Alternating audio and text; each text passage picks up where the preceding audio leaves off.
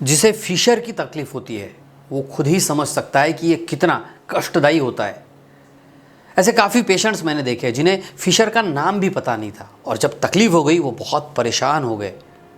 उनकी life disturb हो गई, रूटीन काम करने में भी उन्हें समस्या होने लगी। और इसीलिए आज हम विस्तार से जानने वाले हैं कि फिशर की समस्या में कौन कौन सी तकलीफें आपको हो सकती है, इसमें क्या क्या लक्षण हो सकते हैं, एनल फिशर कहते किसे हैं, ये हुआ क्यों है आपको, इसका कारण क्या है, और फिशर की समस्या अगर आपको हो जाए तो आपने क्या करना चाहिए, क्या नहीं करना चाहिए, और कौन से वो 6 स्पेशल खाद्य पदार्थ है जिनके बारे में आपको पता ज़रूर होना चाहिए, जो आपको इस तकलीफ से पूरी तरह से राहत दिलाने में बहुत ही मददगार साबित हो सकते हैं। और इस वीडियो के अंत में मैं आपको बताने वाला हूं कि होम्योपैथिक मेडिसिन आपके लिए कैसे कारगर साबित हो सकती है और कैसे पूरी तरह से आप इस समस्या से ठीक हो सकते हैं। और इसीलिए एक एक चीज़ आपके लिए बहुत इंपॉर्टेंट है, पूरा वीडियो ज़रूर देखिए। नमस्कार, मैं डॉक्टर शीतल टोंगसे आपका बहुत बहुत स्वागत करता हूं डॉक्टर टोंगसे होम्योपैथी में। सबसे पहला काम कीजिए, नीचे बटन है, इस चैनल को सब्सक्राइब कीजिए, आपके काम की वीडियो है। सबसे पहले हम समझते हैं फिशर में आपको तकलीफें होती कौन कौन सी है, क्या लक्षण इसमें आपको दिख सकते हैं। पहला लक्षण इसमें दिखता है गुदा के एरिया में बहुत ज़्यादा सीवियर दर्द होने लगता है, तेज दर्द होने लगता है, और विशेषकर ये दर्द होता है मल त्याग करने के दौरान या फिर उसके बाद। कुछ पेशेंट्स और स्पेशली कुछ बच्चों में मैंने ऐसा देखा है कि जो टॉयलेट को जाने से भी डरते हैं क्योंकि उन्हें बहुत ज़्यादा दर्द से डर लगने लगता है। उन्हें एक फियर उनके दिमाग में बैठ जाता है कि अगर मैं टॉयलेट को जाऊँ तो इससे मुझे बहुत ज़्यादा दर्द हो सकता है। दूसरा लक्षण इसमें दिखता है जलन और खुजली। गुदा के आसपास का जो एरिया होता है वहाँ पे जलन होने लगती है। टॉयलेट के बाद कुछ समय तक या बहुत देर तक ये जलन और खुजली रहती है। तीसरा लक्षण इसमें होता है मल त्याग करते समय कभी कभी हल्का सा खून आ जाता है। टॉयलेट को लगकर भी कभी कभी ये खून आ जाता है, जो फिशर की वजह से, क्रैक हो जाने की वजह से होने लगता है। गुदा के आसपास कभी कभी गाढ़ बन जाती है, या फिर टॉयलेट में बैठने में, मल त्याग करने में भी कठिनाई या दर्द का सामना इसमें करना पड़ता है। कहते किसे है एनल फिशर, क्या होता है एनल फिशर, इस बात को भी ज़रा अच्छे से समझ लीजिए। एनल फिशर जो होता है ये होता है गुदा के आसपास या अंदर की जगह पर। ये देखिए, गुदा के अंदर की जगह पर या आसपास की जगह पर एक छोटा सा क्रैक बन जाता है, चीरा बन जाता है, घाव जैसा बन जाता है। और ये चीरा आमतौर पर ज़्यादातर लोगों में कब्ज़ की वजह से हो जाता है। मल अगर हार्ड हो जाए तो उसकी वजह से हो जाता है। बहुत ही सिंपल सी बात है, अगर मल हार्ड हो जाए तो लैट्रिन की जो नाजुक जगह होती है वो फट जाती है, क्रैक हो जाती है, और जिसकी वजह से तकलीफ होने लगती है। लेकिन अगर आपने इसका तुरंत इलाज नहीं किया, लंबे समय तक अगर ये चलते गया तो अंदर से सूजन बढ़ने लगती है और इससे भी तकलीफ़ें बढ़ जाती है। और फिर जिसे हम कहते हैं क्रॉनिक फिशर, ये बहुत परेशान करने वाली समस्या होती है। और इसीलिए किसी तकलीफ़ को अगर आपको जड़ से ठीक करना है तो उसके कारणों को ज़रूर समझिए, वो हुआ क्यों है ये समझिए, क्योंकि कारण को निकालेंगे तकलीफ भी निकल जाएगी। इसका पहला कारण होता है कब्ज़।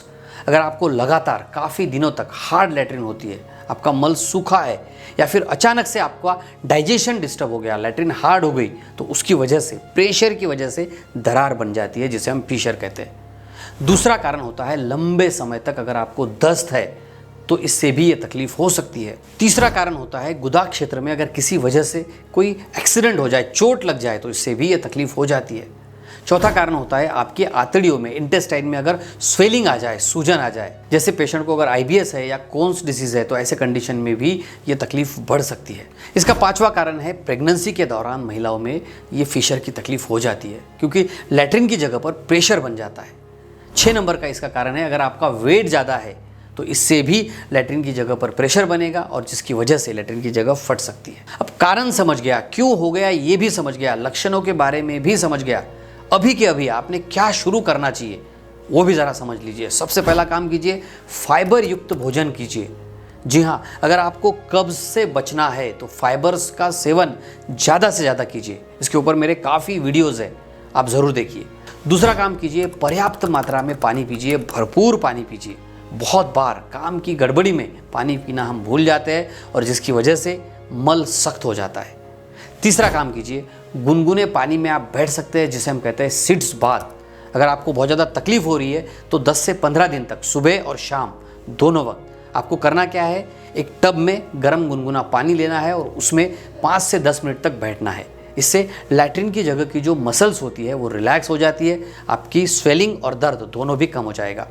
चौथा काम कीजिए, हल्का एक्सरसाइज शुरू कर दीजिए, आपका पाचन अच्छा होगा, कंस्टिपेशन से आप बच जाएंगे। साथ ही याद रखिए, आपको तेल, मसाले और तलन की चीज़ों से कुछ दिनों तक परहेज करना चाहिए।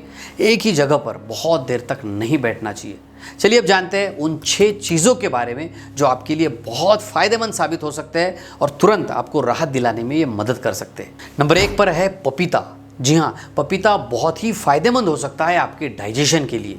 इसमें फाइबर का प्रमाण बहुत अधिक होता है जो आपके मल को नरम बनाता है और इसकी वजह से अगर डाइजेशन अच्छा हो जाए, आपका मल अगर नरम बन जाए तो आपकी तकलीफ तुरंत कम हो जाती है। साथ ही पपीते में पाए जाने वाले जो एंजाइम्स होते हैं जैसे पेपिन है, आपके आंतड़ियों को साफ रखने में, उनको क्लीन रखने में भी बहुत फायदेमंद है और जिसकी वजह से गुदा में जो फिशर की तकलीफ है वो तुरंत कम होने लगती है। तो कुछ दिनों तक पपीते का सेवन ज़रूर कीजिए, इससे बहुत अच्छा फायदा आपको होगा। चलिए जानते हैं दूसरा ज़बरदस्त खाद्य पदार्थ जिसे आपने अपने डाइट में ज़रूर शामिल करना चाहिए और वो है ओट्स। जी हाँ, ओट्स में भी घुलनशील यानी कि सोल्यूबल और इनसोल्यूबल दोनों प्रकार के फाइबर्स होते हैं जो आपके डाइजेशन को आसान बना देते हैं। अगर आपको बहुत ज़्यादा कब्ज़ की समस्या है तो ओट्स को आपने अपने डाइट में ज़रूर शामिल करना चाहिए। कुछ दिनों तक के इसका इस्तेमाल रेगुलरली कीजिए, आपके डाइट में आप खुद ही परिवर्तन महसूस करेंगे। नंबर 3 पर है अलसी के बीज यानी कि फ्लेक्स सीड्स। अलसी के बीज में ओमेगा 3 फैटी एसिड और फाइबर्स प्रचुर मात्रा में होते हैं जो आपके इंटेस्टाइन के जलन को कम करते हैं, मल को मुलायम बनाते हैं और जिसकी वजह से गुदा क्षेत्र का जो प्रेशर है वो कम हो जाता है और फिशर की तकलीफ कम करने में ये बहुत ही फायदेमंद साबित होते हैं। इसके इस्तेमाल का तरीका भी बहुत आसान है। 1 से 2 चम्मच अलसी के बीज को आपको रात को सोते वक्त पानी में भिगोना है और सुबह इसका आप सेवन कीजिए, आपका डाइजेशन अच्छा होगा। नंबर 4 पर है नारियल तेल। बहुत इजीली घर पे अवेलेबल है लेकिन ये आपके लिए बहुत ही फायदेमंद है क्योंकि ये नेचुरल मॉइस्चराइज़र है, एंटी इन्फ्लामेटरी है और गुदा के आसपास जो चोट लग जाती है, क्योंकि जैसे मैंने बताया फिशर में क्रैक हो जाती है, इस क्रैक को हील करने के लिए, ठीक करने के लिए ये बहुत ही लाभदायक है। इसका इस्तेमाल तुरंत चालू कर दीजिए। दिन में 2 से 3 बार आप इसे लगाइए, इससे उस जगह पे जो क्रैक है वो जल्दी से हील होने लगेगी। इसके मॉइस्चराइजिंग इफेक्ट की वजह से वहाँ पे आपको तकलीफ भी महसूस नहीं होगी, सूजन भी कम हो जाएगी, आपका दर्द भी कम हो जाएगा। नंबर 5 पर है हरी सब्जियाँ। अगर आपको हरी सब्जियाँ खाने की आदत नहीं है तो आज से ही हरी सब्जियाँ खाने की आदत डाल दीजिए क्योंकि हरी सब्जियों में फाइबर्स का प्रमाण बहुत ज़्यादा होता है जो आपके डाइजेशन के लिए बहुत फ़ायदेमंद है और इसीलिए अपने आप से वादा कीजिए और रेगुलरली रोज़ाना हरी सब्जियों का सेवन ज़रूर कीजिए। मुझे कमेंट बॉक्स में भी ज़रूर लिखिए कि यस आई एम रेडी, ताकि मुझे भी पता चले कि मेरी बात आपके दिल तक पहुंच रही है। नंबर 6 पर है दही यानी कि योगर्ट।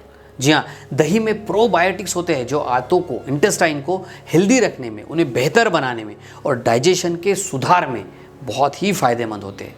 इसकी वजह से भी आपकी कब्ज़ की समस्या कम हो जाएगी। आपने डेली रोज़ाना कुछ दिनों तक के दही को अपने डाइट में ज़रूर शामिल करना चाहिए। साथ ही याद रखिए, अगर आपको फिशर की तकलीफ़ है तो आपने होम्योपैथी की मेडिसिन ज़रूर लेनी चाहिए। होम्योपैथी में बहुत अच्छी दवाइयाँ हैं जिनसे ये तकलीफ़ पूरी तरह से ठीक हो सकती है, लेकिन कोई भी दवाई खुद के मन से नहीं लेनी है। किसी अच्छे डॉक्टर को दिखाइए या फिर आप मुझसे भी कंसल्टिंग कर सकते हैं। मेरा व्हाट्सएप नंबर मैंने नीचे दिया है।